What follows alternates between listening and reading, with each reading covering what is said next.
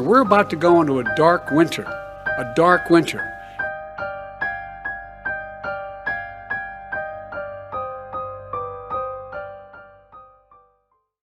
안녕하십니까, 로브맨입니다. 오늘의 주제는 블랙스톤, 월스트리트과 카파 베타5입니다. 구독자분이 블랙락에 대한 요청을 하셨는데 이전 주제들과 연관된 부분이 있다고 판단해서 이 포괄적으로 참고할 내용을 추가해 제작한 번외편입니다. CBDC 실행에 대한 구체적인 논의가 진행되던 2022년 인도네시아 G20 서밋이 개최되던 미국 시간 15일에 트럼프가 2024년 미국 대통령 선거에 참여한다고 발표했습니다. 이미 많은 예상이 있었죠. 연설은 바이든 정부의 실패한 경제정책과 외교, 국제분쟁과 에너지 문제, Great America, 애국심을 고취시키는 내용이 대부분이었습니다.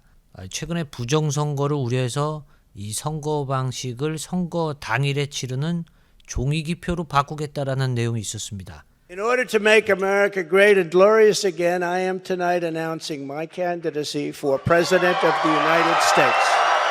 To eliminate cheating, I will immediately demand voter ID, same-day voting, and only paper ballots. 트위터를 인수한 일론 머스크는 직원의 절반을 해고하고 트럼프의 계정을 복구시켰습니다. 이 머스크는 트위터를 인수하는 과정에서 트위터 계정의 70%는 매크로가 생성한 가짜인 것을 밝혔습니다. 트위터는 진짜 사람의 계정인 것을 인증하는 블루프린트라는 기능을 추가했습니다. 기존의 비디오 크리에이터들에게 유튜브보다 10%의 추가 수익을 지불하겠다는 제안을 하면서 트위터를 유튜브를 견제하는 매체로 만들 것이라는 의지를 보여줍니다. 지난 11월 11일 세계 4위의 가상화폐 거래소 FTX가 파산 보고 신청을 했습니다. 이거 상당히 심각한 문제죠. What happened? How it happened? There are people who are angry and they are seeking answers. On some of its VC investments, including with GDA. What are your lawyers telling you right now? Are they suggesting this is a good idea for you to be speaking? No, they are very much not. And Are you in the Bahamas because you think you can't leave? Do you think you could come to the United States or go elsewhere? to my knowledge, I could. Crypto ultimately is actually about trust. It's about not having to trust others, frankly. It's supposed to be a trustless system. Yeah. But it seems like when you read the stories, it sounds like a bunch of kids who are on Adderall having a sleepover party. I mean, look, I screwed up. Like, I was CEO. I was the CEO of FTX, and I mean, 거래소의 창립자 세뮤엘 뱅크먼 프리드는 조지 소로스에 이어 두 번째 3,980만 달러라는 막대한 자금을 민주당에 기부했습니다. 뱅크먼 프리드는 FTX가 일론 머스크의 트위터 인수에 투자해 1억 달러의 지분을 가지고 있다고 주장했습니다. 일론 머스크는 공개 상장주 중 FTX의 지분은 없다. 이것은 완전한 거짓이라고 부인했습니다. 샘 뱅크먼 프리드는 현재 자신의 자산을 94% 날렸습니다. 자, 나머지 가상화폐 거래소가 존치할 수 있을까요? 아니면 이 모두가 불장난으로 끝날까요? 연방준비제도 페드는 트럼프의 대통령 후보 발표 날짜와 같은 날 11월 15일 토큰 형태의 비즈니스 홀세일용 디지털 달러를 시티그룹, HSBC, 뱅크 오브 뉴욕 멜론, 월스파고, 마스터카드와 같은 주요 금융사와 함께 12주간의 테스트를 시작했습니다. 자, 지난번에 언급했던 미국 재무부가 9월에 배포한 미 행정명령 14067, 이 섹션 4의 달러 CBDC에 관련된 세부적인 내용을 요약해서 살펴보겠습니다. 제가 보기에도 미국 내 금융정책이나 특수한 기술적인 용어가 많아서 상당히 어렵습니다. 주요한 특징들만 간략하게 짚어보도록 하겠습니다. 먼저 달러 CBDC의 발행 취지는 2030년 내에 전 세계 온실가스 오염의 50%에서 52%를 감소시킨다. 디지털 화폐로 바뀐다고 해서 이런 수치가 가능할까요? 2030년 내에 이런 효과를 얻기 위한 것이라면 그렇게 시간이 멀지는 않을 것이다. 달러 CBDC는 자금 세탁, 테러 자금 방지, ALM, CFT를 준수한다. 그러니까 마약, 불법 무기 수출, 테러, 전쟁 범죄에 이용되는 자금을 차단해서 미 국가 안보를 강화하고 세계 금융의 투명성을 높인다. 타국의 CBDC나 기존의 가상화폐의 효용성을 약화시킨다는 목표를 가지는 것이죠. 달러 CBDC는 거래 규모에 따라 기업은 홀셀러, 도매, 개인은 리테일, 소매 방식으로 구분한다. 개인 거래는 페드와이어, 전신환 결제로 이루어진다. 기존의 은행 거래처럼 익명 송금이 가능하지만 실제로는 모두 추적이 됩니다. 결제 규모가 큰 정부기관이나 금융기관의 도매 거래는 실시간 혹은 연속 승인 형태이며 민간은행의 자금은 수표나 ACH, 자동어음 교환소와 데비카드, 직불 형태를 사용한다. CBDC의 분산 원장 기술은 시간이 지나면 트랜잭션 데이터가 누적되면서 사용자의 프라이버시를 노출하거나 이 원장이 사이버 공격의 표적이 될 수 있다. 이런 사이버 공격의 위험성으로부터 보호하고 자연재해나 불리한 상황 같은 다양한 환경에서 제공되는 오프라인 기술이 병행되어야 한다. 인터넷이 연결되지 않아도 사용할 수 있어야 한다는 말이죠. 이거 굉장히 중요한 부분입니다. 디지털 화폐의 오프라인 결제를 위한 개인 암호, 프라이빗 키를 외부적인 하드웨어로 가지는 것을 콜드 워렛, 콜드 스토리지라고 합니다. 달러 CBDC 오프라인 기술에 활용되는 프라이빗 키는 생체 정보를 활용할 가능성이 매우 높아 보입니다. 트랜스휴먼만 사용할 수 있나 보네요. 자, 지난 11월 8일 에블린드 로스차일드가 91세로 사망했습니다. 에블린드 로스차일드는 1811년에 설립된 NM 로스차일드 선즈의 비상임 회장직을 역임하고 있었습니다. 시티 오브 런던의 최고의 실력자였던 에블린드 로스차일드의 영국 내 영향력은 대단했습니다. 1843년부터 출판된 영국 경제주간지 이코노미스트의 회장이었으며 런던 정경대의 총재였습니다. 엘리자베스 2세의 경제고문으로 1989년에 기사자귀를 받았습니다. NM 로스차일드 앤 선즈는 2011년에 로스차일드 앤 코로 명칭을 변경하는 과정에서 스위스, 프랑스의 로스차일드가와 가문의 이름을 사용하는 것에 대한 분쟁이 발생한 적이 있습니다. 내분이 존재하죠. 자, 이 사진은 서구권에서 아주 유명합니다. 에블린드 로스차일드가 찰스 황태자를 대하는 이 태도는 그의 영향력이 얼마나 대단한지를 보여주죠. 로스차일드는 모든 유럽 왕실의 채권자이다. 네, 그렇습니다. 전 세계의 최고의 안전자산이라고 불리우는 금 가격은 런던 뉴코트의 로스차일드 앤 코의 본사에서 매일 오전, 오후 두 번의 회의를 통해 결정됩니다. 네이선 메이어 로스차일드의 후손 중 제이콥 로스차일드는 로스차일드 투자 신탁 RIT의 회장입니다. 로스차일드 가문의 창업자인 마이어 암셀 로스차일드와 가장 비슷한 외모를 가지고 있습니다. 미국의 TV 시리즈 심슨에 등장하는 스프링필드의 최고의 부자이자 호머 심슨이 일하는 원자력 발전소의 사장인 몽고메리 번스가 바로 제이콥 로스차일드를 모티브로 하고 있습니다. 제이콥 로스차일드의 역할은 로카펠러가의 협력을 통해 그들의 영향력을 미국 금융가까지 확대합니다. 월스트리트에서 방귀 좀 낀다. 미국 금융계에서 높은 직급을 보장받기 위해서는 반드시 시티 오브 런던을 거쳐야 한다는 말이 있습니다.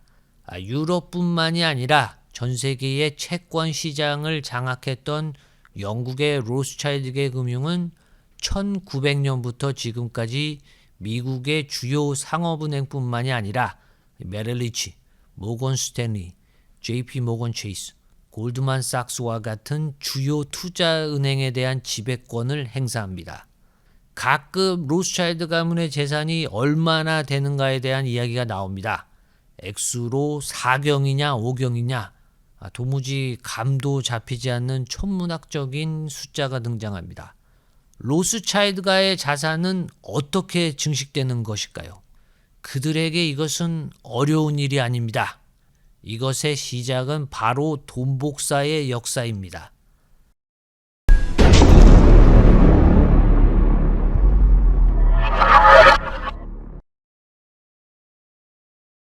뉴욕 브루클린 출신의 프리츠 어거스터스 하인츠는 1902년에 몬타나주에서 한 해 4천만 파운드의 구리 채굴을 하는 유나이티드 쿠퍼 컴퍼니를 설립합니다. 그는 당시의 몬타나의 구리왕이라고 불렸습니다. 본격적인 금융업을 하기 위해 뉴욕에서 1907년에 유나이티드 쿠퍼를 설립합니다. 그와 그의 형제들은 자신의 회사의 주식 시세를 조작하기 위해 유나이티드 쿠퍼의 주식을 공격적으로 매점하기 시작합니다. 그러나 가격이 상승한 주식을 하인츠 측에서 다시 매입하지 않자 증권사는 대량의 주식을 시장에 내놓습니다. 과대평가된 유나이티드 쿠퍼의 주식은 곧 폭락하게 됩니다.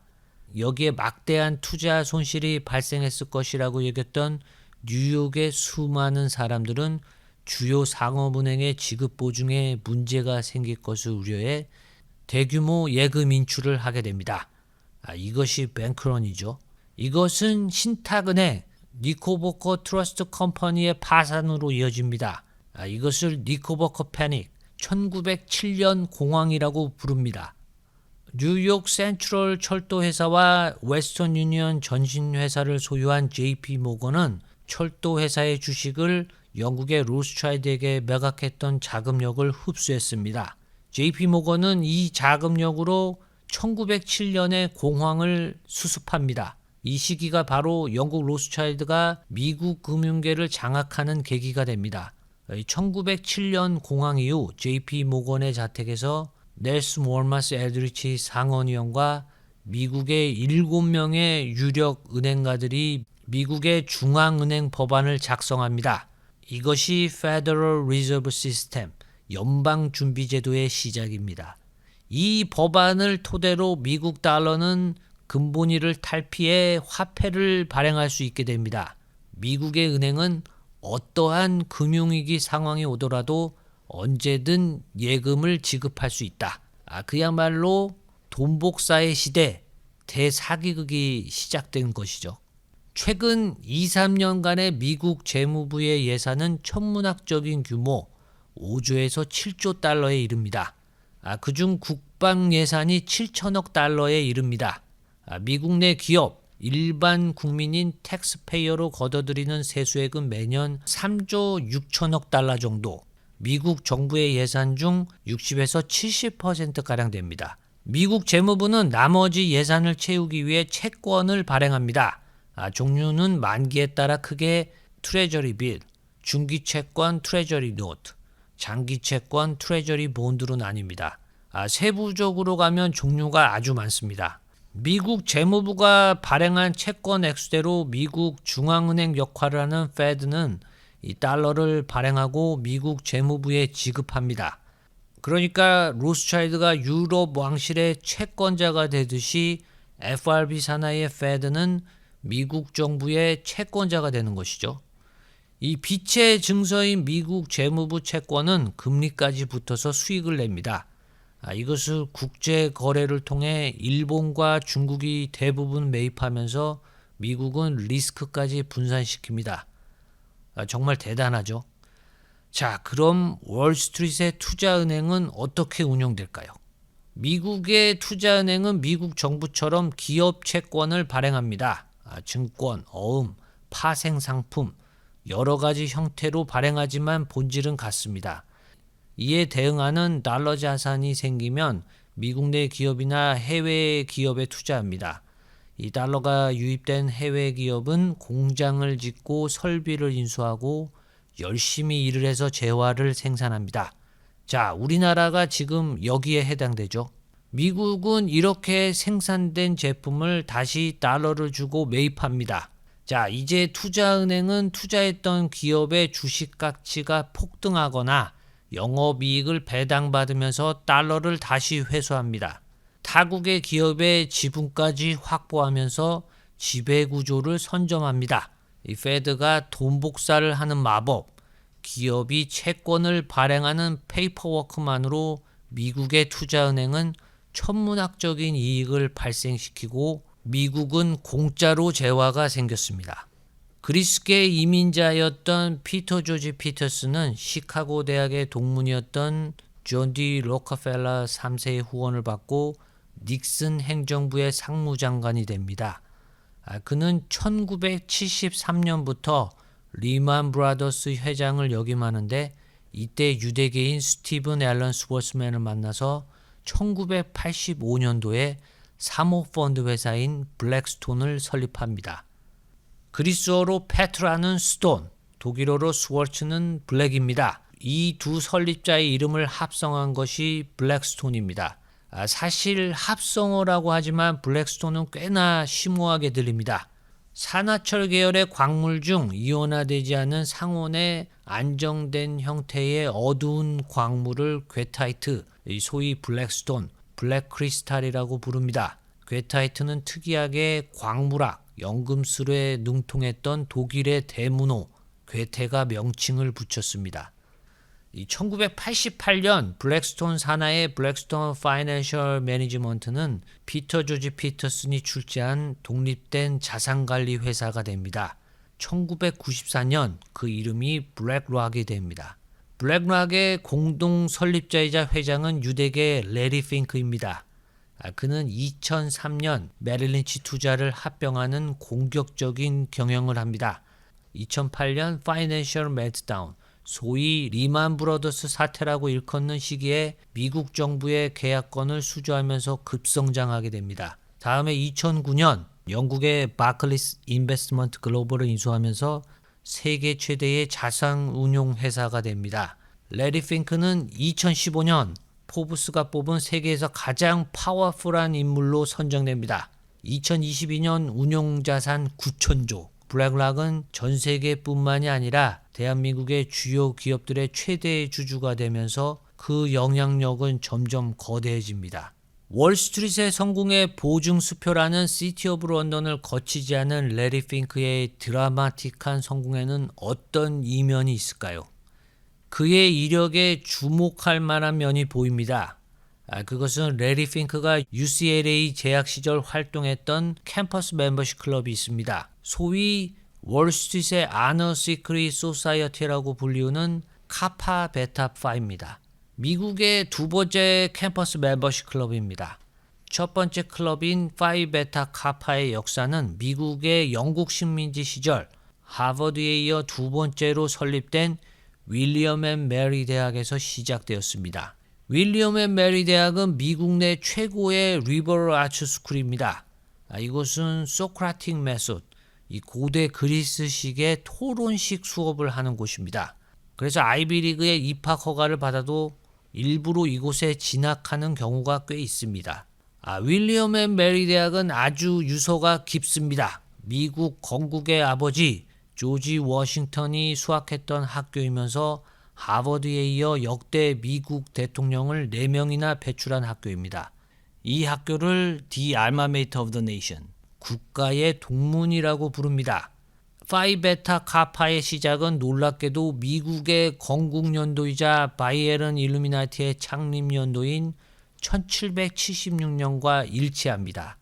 파이 베타 카파는 당시에 매우 학술적인 엘리트 단체였습니다. 그들의 모임의 내용은 항상 비밀에 붙여졌습니다. 윌리엄 앤 메리 대학의 파이 베타 카파의 초기 멤버 5명은 이후에 모두 프리메이슨이 되었습니다. 그 반대의 그리스어 철자로 지어진 카파 베타 파이는 미국의 대공황기였던 1929년부터 대학가에 급속히 확산됩니다. 지금도 뉴욕의 세인트 레지스 호텔에서 연례 행사를 가집니다. 물론 멤버는 특정인을 지정해서 초대합니다. 자, 이런 데는 아무나 안 받아줍니다. 그들의 라틴어 모토는 우리가 사는 동안 먹고 마신다. 파이 베타 카파의 반대 성향인 카파 베타 파이는 상당히 세속적인 성향을 가지고 있죠.